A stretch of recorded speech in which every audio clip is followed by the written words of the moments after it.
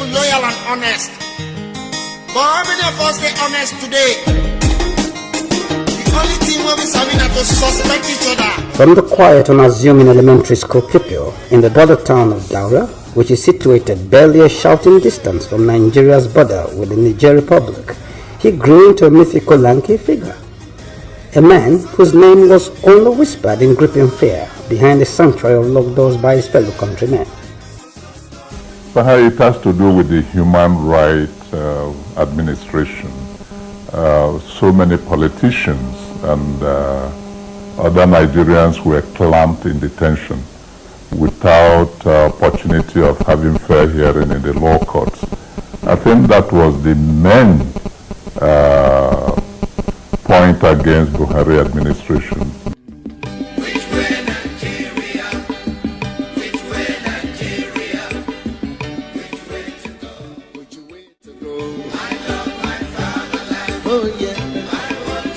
He was the once quietly disposed secondary school classmate of Sheikh Musa Yar'Adua, the charismatic number 2 man in the Obasanjo military dictatorship, and elder brother to the late President Umaru Musa Yar'Adua.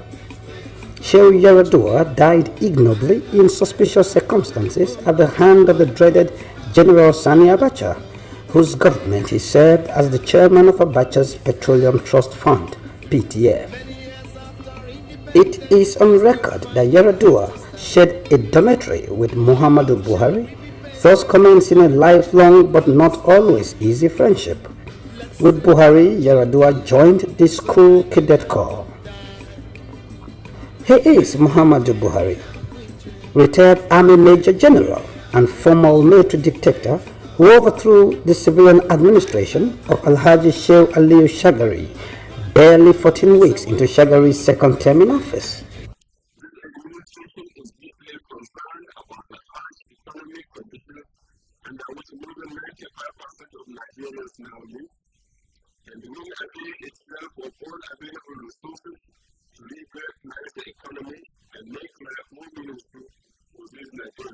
He is General Mohammadu Buhari, the chairman of the Petroleum Trust Fund, a super parastatal that operated like an alternative government of sorts under General Sani Abacha.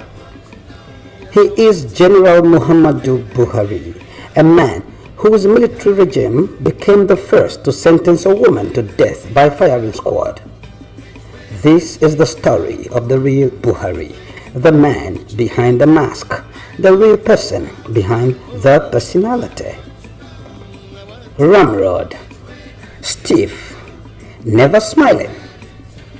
In his so well-written 2009 best-selling autobiography, Peter Anahoro, arguably Nigeria's finest journalist of all time, described Buhari as ascetic.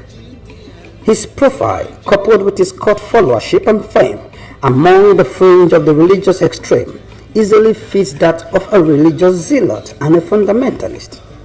To cap this view, the Nobel laureate, Professor Wole Soyinka, once described him as an ethnic bigot. Since Nigeria's return to democracy in 1999, the perennially stone-faced, ashen-looking, cold-staring general has emerged from obscure political wilderness and self-imposed public exile, as epitomized by his tight-lipped silence in the dreaded years of the Abacha draconian dictatorship, to become the nation's perennial presidential aspirant. Buhari's name is the recurrent decimal of presidential elections since 2003. 2015 is Buhari's 5th shot at the Nigerian presidency. The first in 1993 was successful through the barrel of a gun when he overthrew a democratically elected government, but all others have failed at the ballot box. Buhari was the governor of the northeastern state, which comprises the present-day Borno, Yobe, Adamawa, Gombe, Bauchi, and Taraba states. Buhari's Supreme Military Council, January 1984. The makeup of Buhari's Supreme Military Council troubled Southerners. Virtually all of the senior positions in the Supreme Military Council were occupied by Northern Muslims. Of the 16 members of Buhari's ruling Supreme Military Council, 11 were from the north, while 5 came from the south, with only Commodore Ebitu Ukiwe representing the southeast, and Brigadier Ola Oni from Lagos, who represented the southwest. Fela Anikulapo Kute wondered why Shehu Shagari was not put on trial by Buhari. Neither was any of the Muslim northern governors of the ruling National Party of Nigeria (NPN), except Ape Aku of Benue State, who was a Christian. But governors of the Christian South and other public office holders were jailed. In his inimitable parlance, Fela said, "Driver get accident, na conductor Buhari charge go court."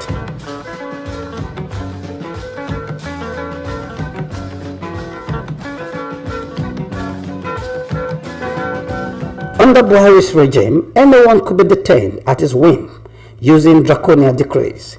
The list of those incarcerated under Buhari's regime is lengthy. Sam Mbakwe, Fela Kuti, Femi Aribisala, Bisi Onabanjo, Bola Ige, Audu Ogbe, and so many others. Individual security was so bad under Buhari that when Pa Adekunle Ajashin was acquitted twice by courts that found him not guilty of Buhari's accusation of corruption, the Buhari regime rearrested and detained him under Decree Number 2. While Buhari detained Tai Sholari and denied him medication, even while Tai Sholari was having persistent asthmatic attacks. Specifically, due to his criticisms of the successful military administrations, he incurred the wrath of the Buhari regime and became a victim of its much dreaded State Security Detention of Persons Decree Number 2 of 1984. Disturbed by the violation of his fundamental human rights, Sholari, through his lawyer, Dr. Olu Onagoluwa, filed a writ of habeas corpus at the Lagos High Court, seeking the detainee's production in court and Sholari's subsequent release. The court ruled in Sholari's favor, and by this ruling, the court invalidated the detention order under which Sholari was incarcerated. When Buhari took over, he detained Bisi Onabanjo of Ogun State, Kayode Latif Jakonde aka Baba Kekere of Lagos State, Sam Mbakwe Imo State, Ape Aku Benue State, and Professor Ambrose Ali of the defunct Bende State, now Edo and Delta states. These were men who were regarded as arguably the best performing governors of the Second Republic. Oleye Victor Olabisi Onabanjo was known as an unpretentious and plain-speaking man, and his administration of Ogun State was considered a model at the time and later. On May 13, 1982, he commissioned Ogun Television. The Ogun State University, founded on the 7th of July 1982, was now renamed Olabisi Onabanjo University on May 29, 2001 in his memory. He also established the Abraham Adesoyan Polytechnic. He was imprisoned for 20 months, and he did not last long after release from Buhari's Gulag, for he died shortly after. These men were plagued by terrible diseases while in prison. Ambrose Ali of Edo State, the late Governor Ape Aku of Benue State, the late Bisi Onabanjo of Ogun State. Professor Ambrose Ali and Sam Mbakwe died prematurely. Ambrose Ali came out of Buhari's prison blind. Ambrose Ali was so poor that the Edo State government had to build him a befitting house after his death, so as to hold a decent burial. General Buhari impounded the official passport of Papa Obafemi Awolowo and denied the old man visits to his doctors at Mayo Clinic, Rochester, Minnesota, United States of America, for the years he ruled Nigeria. Papa Awolowo's passport was only returned to him with courtesies by General Ibrahim Babangida after the coup of 1985 that had ousted Buhari from power. Babangida sent Lieutenant General Aliyu Muhammad Gusau to return Baba's passport with apologies from the Nigerian Armed Forces. All these bring to mind the satirical song of Yubatu Gunde in the mid-60s, where similar incidents plagued the Nigerian political landscape. The years of the Wild Wide West.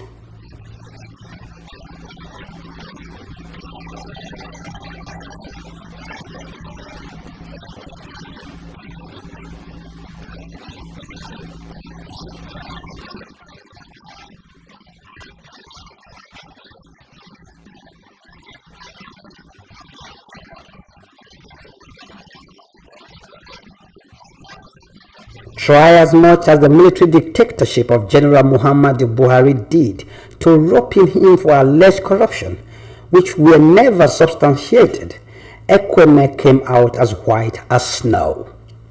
In fact, he spent the entire years of the Buhari regime in prison, but was never one day charged before a law court or a tribunal. Though he was under prison custody at Kirikiri for 20 months, the Buhari regime could not find one shred of evidence of corruption to nail Ekweme. When he turned 80 years in 2012, Dr. Alex Ifeanyichukwu Ekweme gave a thought-provoking interview. He was arrested and detained on the 9th of the coup by Buhari. During this interview encounter, Ekweme declared, "After the Buhari regime put me in prison for serving my country so selflessly, I felt Nigeria was not worth dying for or sacrificing for. First, I was locked up in Bonny Camp, Lagos. From there, I was moved to Kirikiri Maximum Security Prison. When I was locked up in Kirikiri in January 1984, in February, this same Buhari, who was president of Nigeria, though unelected, called a press conference and said that I, Alex Ekweme, was responsible for all the corruption in government, that I was in charge of petroleum. First, I had nothing to do with petroleum. The Minister of Petroleum in our time was the president, like in Abacha's time. And the special advisor on petroleum was Yaya Diko. Buhari cannot even get one evidence to support what he was saying because they were lies. Blatant lies. It is curious that why Ekweme, the incorruptible vice, was in prison for 20 months. His boss, President Shagari, whose failure led to the coup, was kept in the presidential palace in Ikoyi. In 1983-84, Buhari protected Anwar Ibrahim, the MPN Niger State governor, who was arrested in Heathrow Airport in London with £14 million sterling and several millions of naira and dollars. He was never persecuted.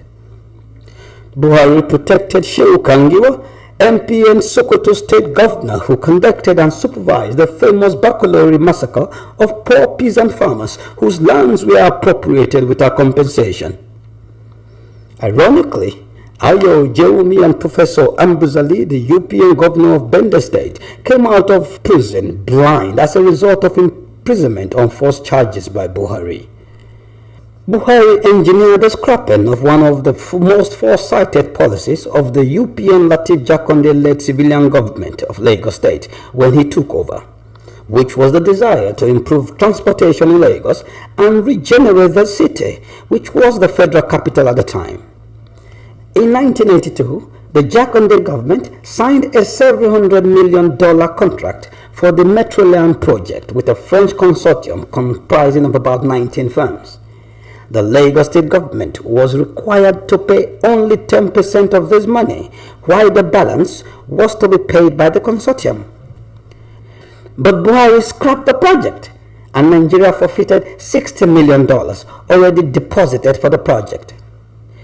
Even worse, Buhari ordered the judicial murder of Bernard Ogedegbe, who was sentenced to death under Decree 20 for a crime he committed before Decree 20 was enacted, whereas he carried a lighter sentence when he committed the crime. Buhari refused to accept any pleas to spare Ogundigbe's life. Hence, under Buhari, the state denied the individual his life at the whim of General Buhari.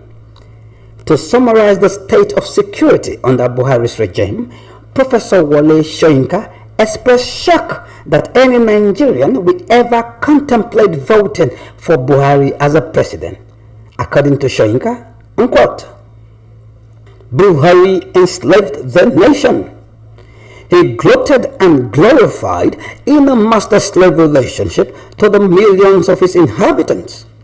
It is astonishing to find that the same former slaves, now free of their chains, should clamor to be ruled by one who not only turned their nation into a slave plantation, but forbade them any discussion of their condition. Unquote.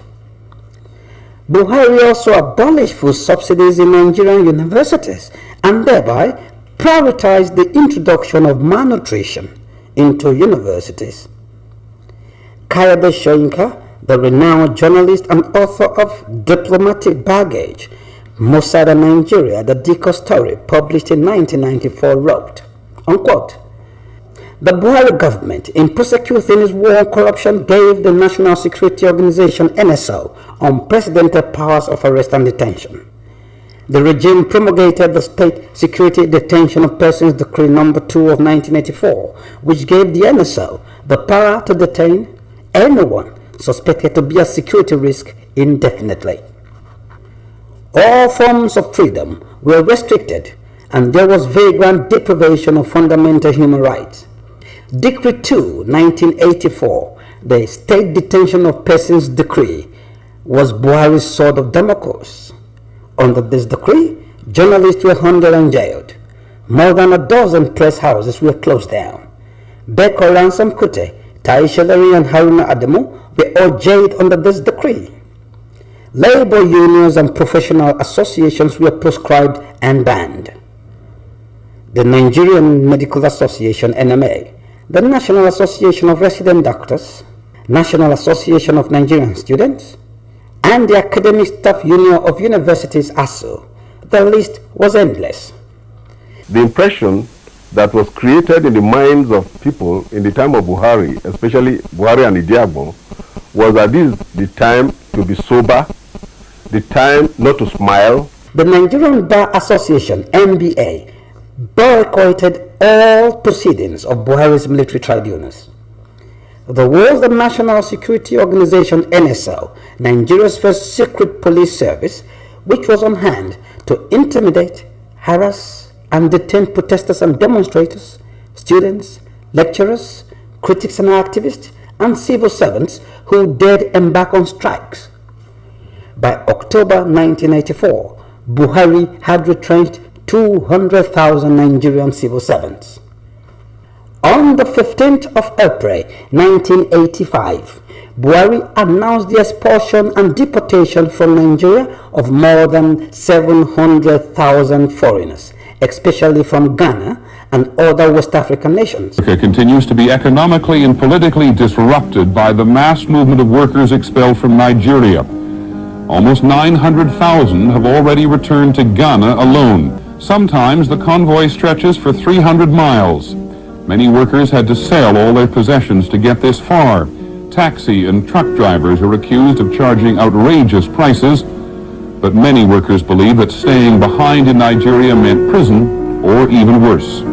And they are killing many people. If you don't go, your life is at risk. Whether you like it or not, you should leave. The deadline of May 10th was set.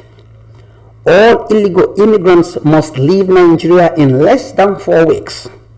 It was a massive exodus, but it was not the first time this will occur. In April 1985, 6 Nigerians were convicted and condemned to death for drug trafficking by Buhari's Special Military Tribunal, most of them women. Lasukomi Awolola, Oladele Omoshebi, Jimmy Adebayo, Mrs. Sidikat Tairi, Miss Shola Oguntayo, and Gladys Iyama. Gladys Iyama, locked at the federal maximum security prisons in Kirikiri, was a crippled mother of 2 paraplegic children and was the first woman in the history of Nigeria to be sentenced to death by firing squad.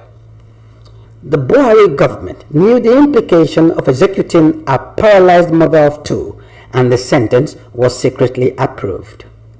The Gloria Okon case was rife. In 1985, Gloria Okon was arrested at the Aminu Kano International Airport on drug trafficking allegations. The case was traced to persons in government who provided security support for their couriers. Gloria Okon was said to have died in detention. The cause of the death was kept secret. To date, Gloria Okon is a mystery dating back to Buhari's days in power. For a man with so much skeletons in his past, Buhari should have been compassionate enough to reach out to families of individuals who were victims of his brutish past and seek genuine restitution. When Buhari said ruthlessly, he meant it. During the 41-year-old Major General's time in power, Nigerians came to understand what it meant to live in fear. With his partner, 41-year-old Major General Tunde Ediagbon, a program to save the country was designed. They called it the War Against Indiscipline, with emphasis on war. Buhari is part of a past well let alone. Only the future should matter, and nothing about him speaks to Nigeria's future. On the 20th of March 1984, the Buhari Ediagbon regime launched the war against indiscipline. Why? To little but important everyday manifestations of indiscipline, such as rushing into buses, constituting ourselves into public nuisances, working without commitment. Up to this moment, there has been no formal declaration of war against indiscipline. It is my pleasure, therefore, to declare today the launching day for the war against indiscipline. The problems Ediagbon highlighted were real, and most of the solutions he suggested that day. The issue was how he and Buhari implemented their campaign. They pursued a brute force and highly physical campaign, which inevitably made them unpopular with ordinary Nigerians.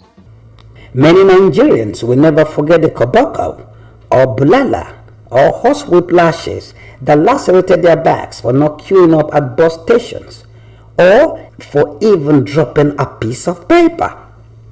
Soldiers beat up policemen on the streets. Civilians were regularly harassed by uniformed men to the point that they were bloody civilians. Men were forced to do the frog jump, humiliated in front of their wives and children. Also, General Buhari's reign witnessed the beginning of religious fundamentalism in Nigeria. In February and March 1984, the Maitasili sect, under the leadership of Musa Makanike, unleashed terror on the populace in Yola, Adamawa State, and about 1,000 lives were lost. There was also the authoritarian Decree 4, under which it was a punishable offense for anyone to publish any material that was deemed as embarrassing to any government official.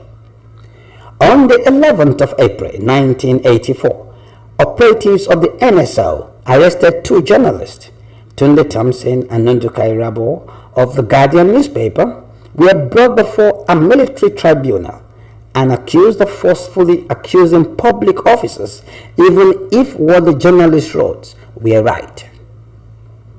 On the 2nd of June 1984, a summons from the tribunal was sent to the accused, and it read, "From to Public Officers Protection Against False Accusation Decree No. 4 of 1984, summon to accused, that you, Tunde Thompson and Nduka Irabo of the Guardian Newspaper Limited, Rutham House, Isolo, on April 1, 1984 at Rotherham Solo in Lagos, did publish false statement contrary to section 1.1 of the decree number 4 of 1984. You are therefore summoned to appear before the tribunal mentioned above, sitting at Federal High Court on the 4th of June at the hour of 9 a.m. in the forenoon to answer the said complaint. Unquote. Their employer, the Guardian Newspaper Limited, was also accused. On Decree 4, Buhari has remained unrepentant. It did not matter whether the story reported was true or not. If my regime did not like it, the writer will go to jail. Bekolo Larry Ransom Kute, popularly known as Beka, was chairman of the Lagos branch of the Nigerian Medical Association and later its national deputy. In 1984, his brother Fela was arrested at the airport as he was preparing to leave for a U.S. tour on what Amnesty International described as spurious charges of illegally exporting foreign currency. Using the new draconian decree that allowed for indefinite detention of political opponents, the government of General Mohammadu Buhari sentenced Fela to 10 years in jail. Ransom Kute, using the Medical Association platform, began a campaign to get the decree revoked and get Fela and all those detained released. But in fact, Beko himself was jailed and only released in 1985 when Buhari was overthrown by General Ibrahim Babangida. Against the background of the judicial murder of Owo, Ogedengbe, and Ojuolape, one can understand the Sharia mindset of General Buhari. Even his actions predate that of the Taliban, a living modern-day apostle of the Hammurabi's code of law. An eye for an eye. Now, there was the case of the 53 suitcases involving the father of Buhari's ADC, the then Colonel Mustafa Jokolo, whose father was the Emir of Gwandu and Buhari's half-brother. Mustafa Jokolo helped his father, the Emir of Gwandu, to smuggle into the country through the Muritala Muhammad Airport 53 suitcases suspected to contain foreign currency, which the then administrator of the Lagos Airport Customs Command, Alhaji Atiku Abubakar, was not allowed to search. This was in spite of the fact that the Buhari administration had placed a ban on importation of currencies. On the 5th of July 1984, a team of Nigerian security operatives led by Major Mohammed Yusuf and the Israeli Kassas were on hand to kidnap and bundle back to Nigeria Umaru Diko. Umaru Diko was drugged and put into a crate that was labeled as diplomatic baggage. An empty Nigerian Airways Boeing 707 plane was already waiting at the London Stansted Airport, waiting for him to be extradited back to Nigeria. He was abducted right in front of his home and put in a van and driven to the airport, where he was passed off as diplomatic luggage from the Nigerian embassy.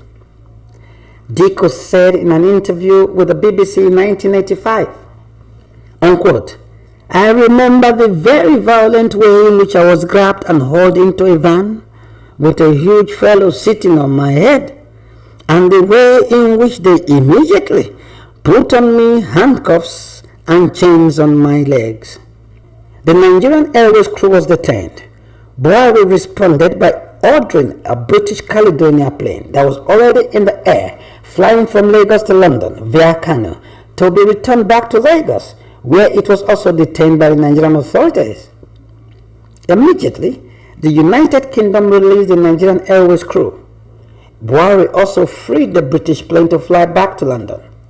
17 men were arrested and 4 of them were later sentenced to years ranging from 10 to 14 years. All of them were later released after spending 6 to 8.5 years in jail and were silently deported.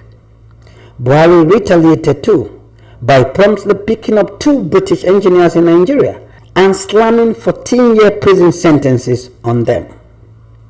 To get Mohammadu Dikko, Buhari turned to an Israeli businessman and a conman known as Elisha Cohen.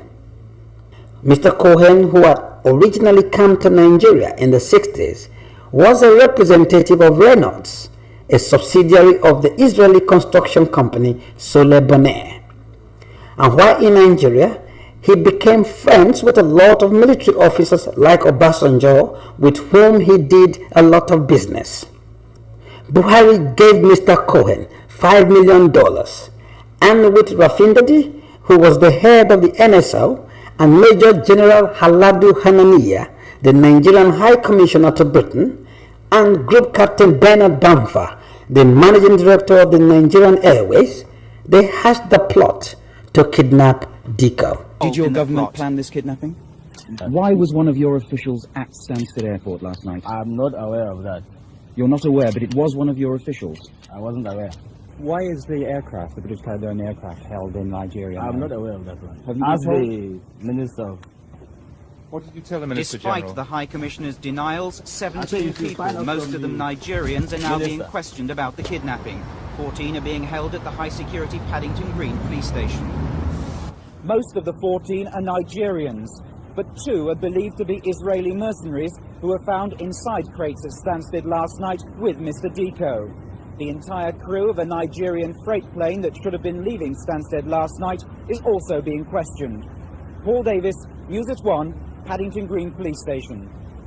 Immediately after the Mohammadu Dikko kidnap saga, the British satirical magazine Private Eye lampooned the incident and mocked Nigeria with one of its most famous headlines: Fly Nigeria. It's a great way to travel. According to Peter Enaura, unquote, "It was the most dastardly act ever sanctioned by an African government outside its borders. The disgraceful incident took Nigeria's reputation into a tailspin worldwide," unquote. Even his secondary school classmate, kinsman, and friend, Shehu Yaradua, in his official biography, said his frustration with Buhari was, unquote, the absence of a transitional agenda, but he also regarded Buhari's failures as a result of overly authoritarian instincts, including his inability to maintain a united front among senior commanders. 1 year and 8 months after the terrible coup wrecked the Second Republic, the Buhari-Idi Agbon double act was thrown out of office in a classical palace coup. According to Peter Enaro, unquote, Idi Agbon, the regime's Rottweiler, was in Mecca performing the Hajj, which left his mate, David Buhari, desperately exposed. Army Chief of Staff Major General Ibrahim Badamasi Babangida emerged as the new leader, supported by the coup announcer, Major General Sani Abacha, an enigmatic schemer Nigerians will come to love to hate, unquote. Disaffection with Buhari had been evident for months, and his removal somehow was expected. At a parade like this, he and his colleagues survived at least one assassination attempt by 42 army officers. Well, Buhari has not delivered the goods. He has not been able to decide on what to do with the detainees from Shehu Shagari's previous regime. He has not come up with a comprehensive economic policy. He has built himself into a corner. In the words of Peter Enaro, unquote, the two terrors began to construct the Nigeria of their vision. Fascism without the Hitler straight-arm salute. Among their emphatic achievements was the execution of a female convict by a firing squad, a first by a military regime in Nigeria. The scope of state violence and the innovation of absurdly long prison sentences imposed by the courts frightened and disgusted most Nigerians. The regime shot itself in the foot when it recruited international brigands to carry out a gangland-style operation coordinated by a Nigerian army major in London, unquote. It is on record that Buhari's tribunals sentenced their victims to terms ranging from 100 to 600 years in jail. Even Buhari himself considered that Yakubu Danjuma, Olusegun Obasanjo, and Shehu Yaradua were reportedly contributive to his rise to power. But Buhari is a lone ranger with little or no loyalty traits. After Buhari seized power, Shehu Yaradua might have expected to have been consulted more widely or more frequently by his old friend than was the case in the matters of public policy. Even his two-time ADC and protege, the ex-major ex-colonel Mustafa Jakolo and later Emir of Gwandu, felt the relationship between Shehu Yaradua and Buhari had become one-sided, unquote. I did not see what Buhari did for Shehu in return for all the things he did in sticking Shehu's neck out for him. Tafida thought Buhari's talents were being wasted as governor of Borno State, so he made him Minister of Petroleum and the first chairman of the NNPC. Later, he made him military secretary over the grumblings of senior officers, unquote. One of Fela's hit songs was based on the disappearance of 2.8 billion naira NNPC money that got stolen under Buhari's watch as petroleum minister and head of the NNPC in 1978. 2.8 billion naira, oil money is missing. 2.8 billion naira, oil money is missing. Then set up inquiry. They say money no lost you. They dabaru everybody. Under intense public pressure, the Shagari government, which shortly took over thereafter from the military, set up a Senate probe which traced the money to a London Midland bank account belonging to Buhari, from where the money again got missing. It is noteworthy that the value of 2.8 billion naira in 1978 was $3 billion, or in today's naira value, 555 billion naira. The then Senate Majority Leader and Chairman of the Senate Probe Panel, Dr. Abubakar Olushola Saraki, revealed this discovery in an interview with Vera Ifudo of the Nigerian Television Authority (NTA). When Ifudo reported this, she was sacked by the NTA, but the woman went to court and presented all the evidence and won in a case of wrongful dismissal. Saraki, until his death, never denied whatever he told the lady in the interview. Predictably, the first act of Buhari and his cohorts upon seizing power was to ransack the Senate and destroy all papers relating to the 2.8 billion naira probe. And then they followed that up quickly with the indiscriminate arrest of politicians.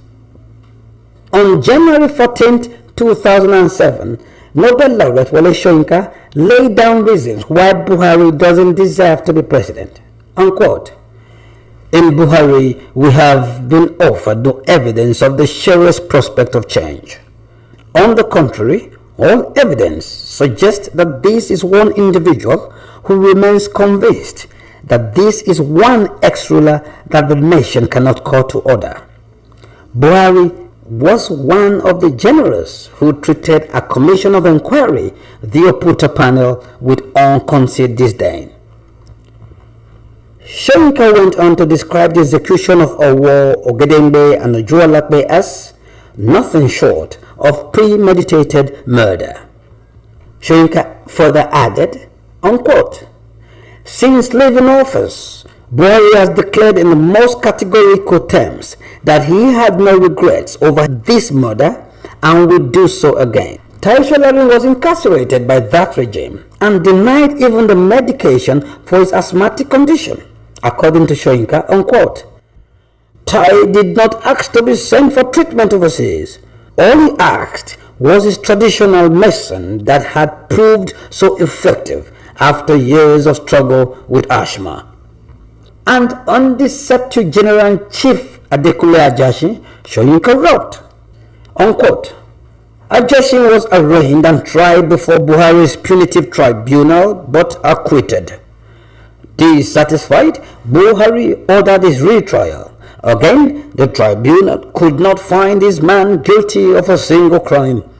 So once again, he was returned for trial, only to be acquitted of all charges of corruption or abuse of office. Was Chief Ajasin thereby released? No. He was ordered detained indefinitely. There was the case of Buhari's deliberate, humiliating treatment of the then Emir of Kano, Alhaji Ado Bayero, and Obasi Juade, the Oni of Ife, over their visit to the State of Israel.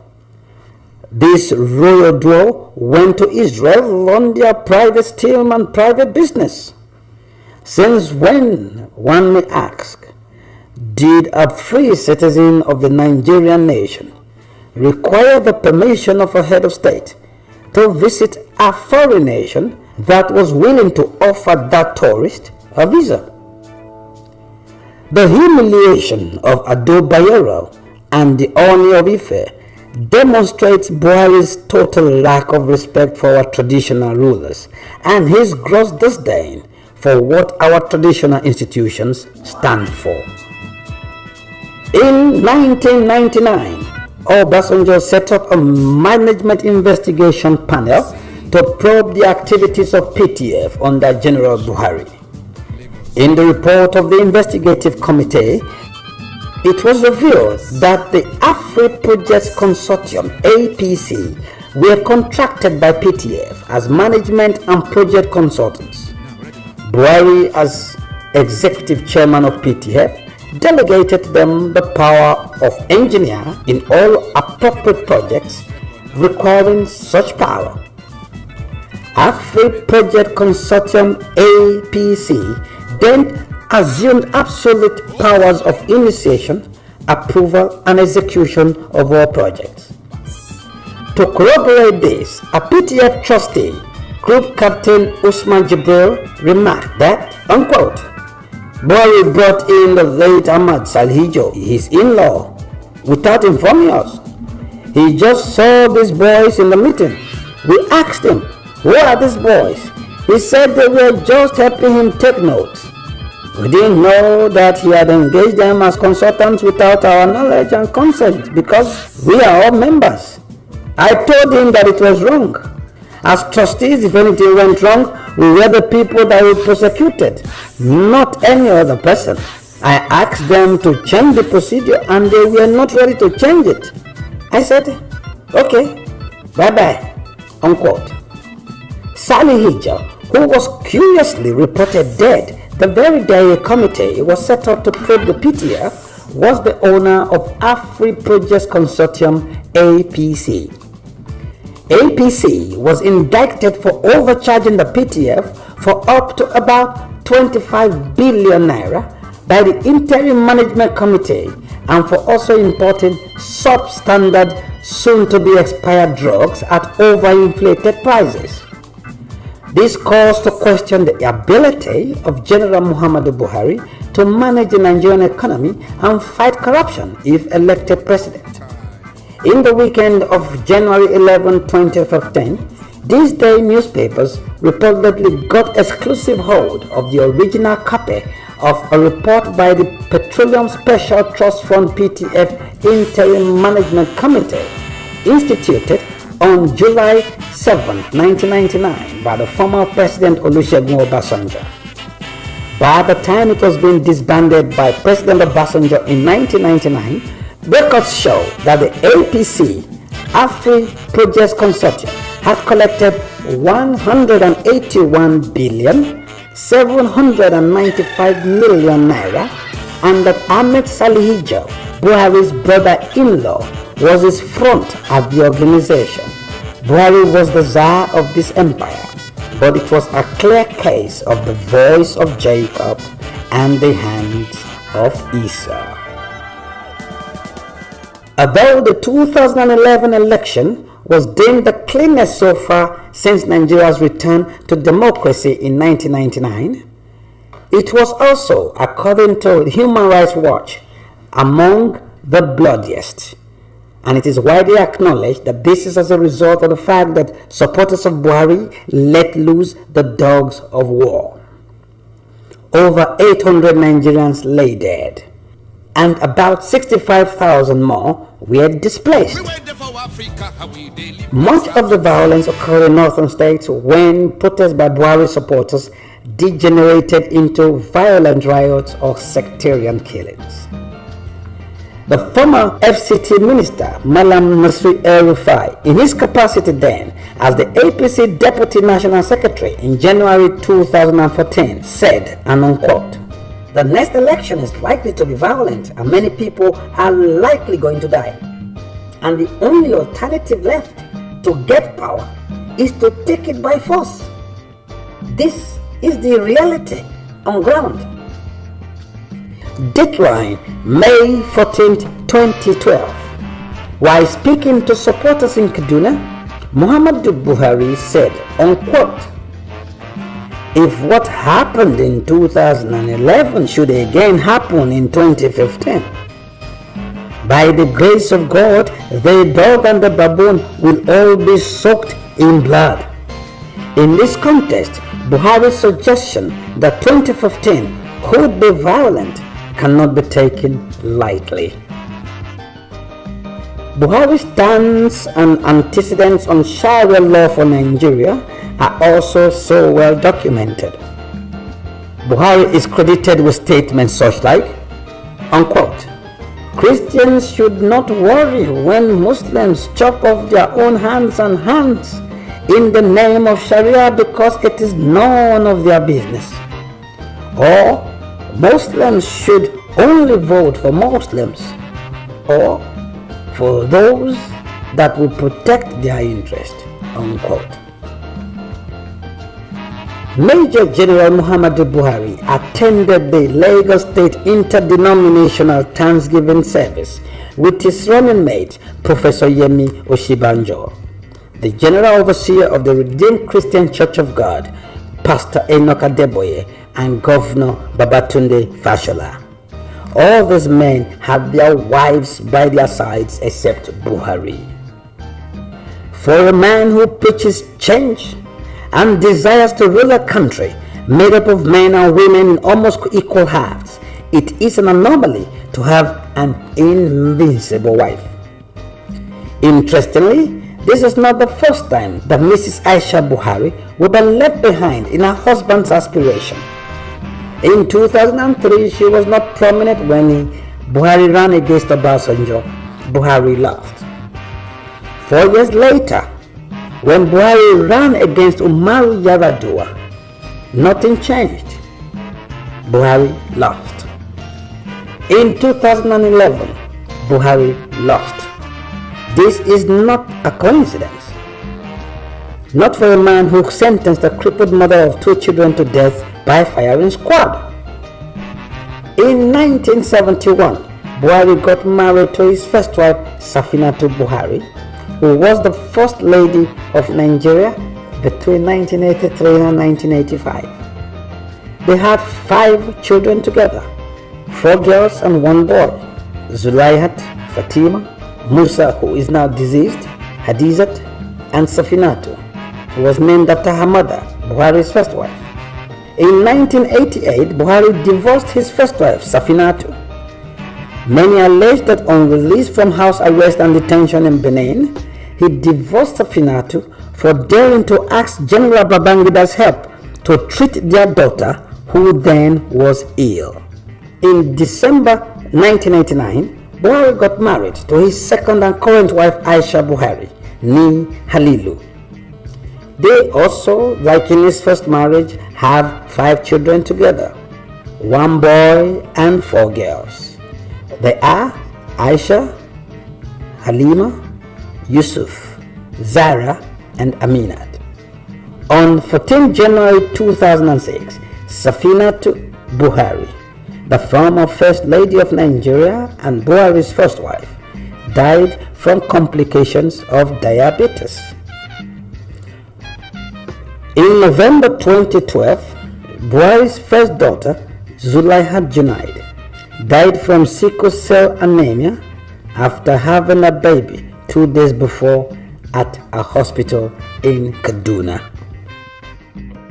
In an interview on Liberty FM Radio Kaduna on Sunday, June 2nd, 2013, Buhari has this to say, unquote, "While the Niger Delta were treated like kings, the Jama'atu al-Hissuna leader Awati wa Jihad, which some people call Boko Haram, are being killed and their houses destroyed, unlike the special treatment given to the Niger Delta militants.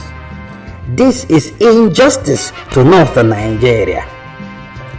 Buhari is a man who would seek power but abdicate responsibility when he gets it, and the facts don't lie. General Igabon personified nearly everything associated with the Buhari regime.